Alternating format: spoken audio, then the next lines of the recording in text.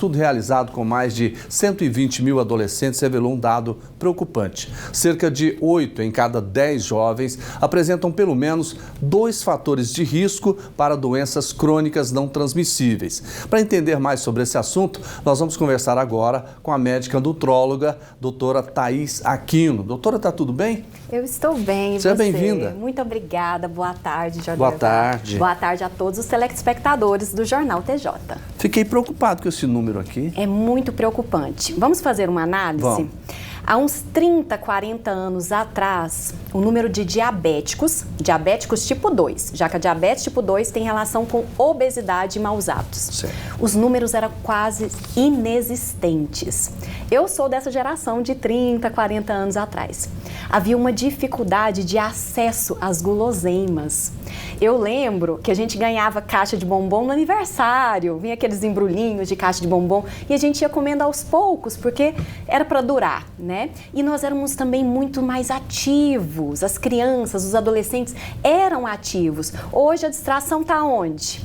Celular, né? As pessoas estão mais inativas e essa acessibilidade a guloseimas está levando a um consumo exagerado de calorias. Esse consumo exagerado de calorias leva à obesidade, que pode levar a uma resistência insulínica, que é a diabetes. A obesidade também pode predispor ao câncer. Por isso temos esses números alarmantes em relação aos adolescentes. E essas doenças crônicas que a senhora falou seria o quê? Diabetes? Diabetes, obesidade, cardiopatia, câncer. E isso apareceria a partir de quando? Já que, vamos pegar aquele jovem que não faz exercício físico e fica ali no computador comendo chocolate o tempo inteiro. Na infância.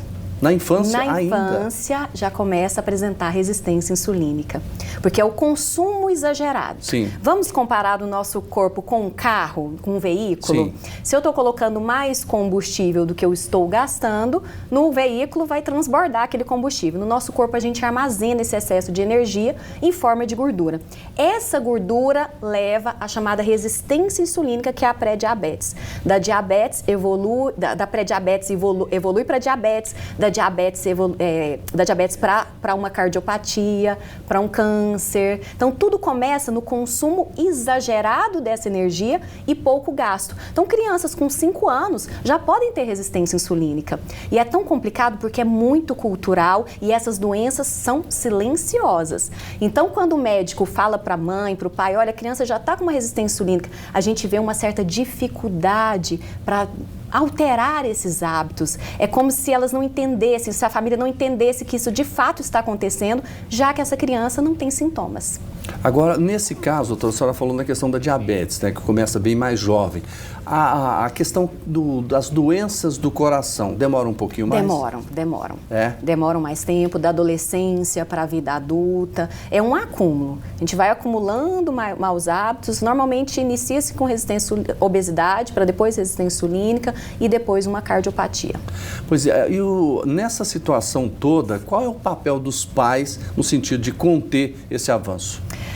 É o papel de colocar limites. As dificuldades são os limites. Hoje é mais acessível, como eu falei. Há 30, 40 anos atrás era difícil ter acesso a esse tipo de alimento. Cada vez está sendo mais acessível. Cada vez as crianças elas querem ficar mais presas ao celular, já não brincam como brincavam na rua, ou que não seja na rua, né? Tem todo um perigo. Mas os pais eles têm que colocar limites e principalmente exemplo.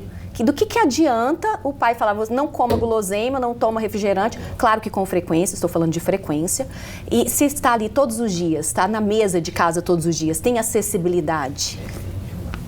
Certo. Pois é, a situação é complicada, porque veja bem, as escolas, o que as escolas podem fazer? As escolas têm feito. Hoje a maioria das escolas públicas tem nutricionistas, que elas que gerenciam os cardápios. E normalmente essas crianças estão comendo comida de verdade, que a comida de verdade é a comida que a gente encontra na natureza. Eu tenho uma frase que eu coloco comigo, que a gente consome alimentos da natureza. Aquilo que Deus colocou na natureza é muito saudável, né? Arroz, feijão, carnes, saladas, os vegetais, legumes, as frutas, tem fibras, são os alimentos que nós devemos consumir no nosso dia a dia. E hoje nas escolas isso é estimulado. Isso é estimulado. Agora eu me preocupo com aquela questão do mau exemplo que a senhora citou. Aí complica ainda mais, né? Complica demais o mau exemplo.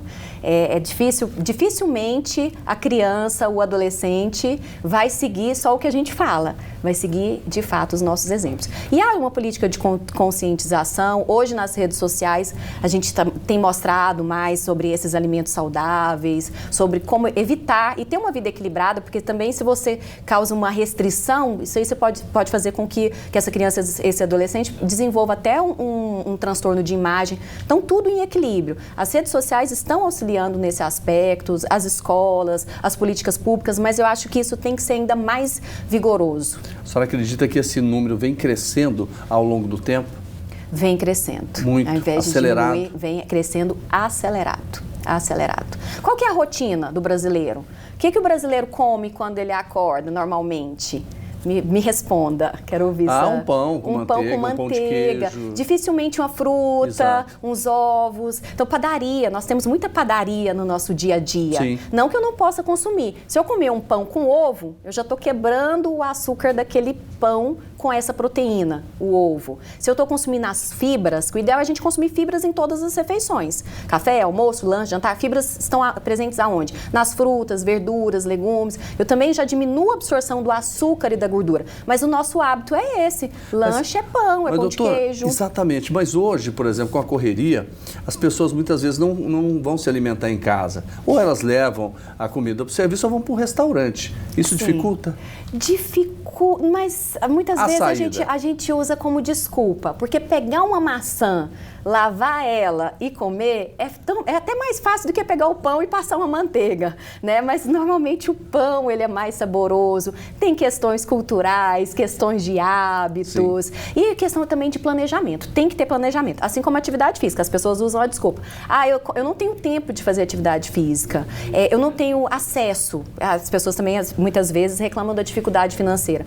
Hoje, na internet, a gente pode acessar alguns aplicativos que são gratuitos, de aulas que fazemos em casa.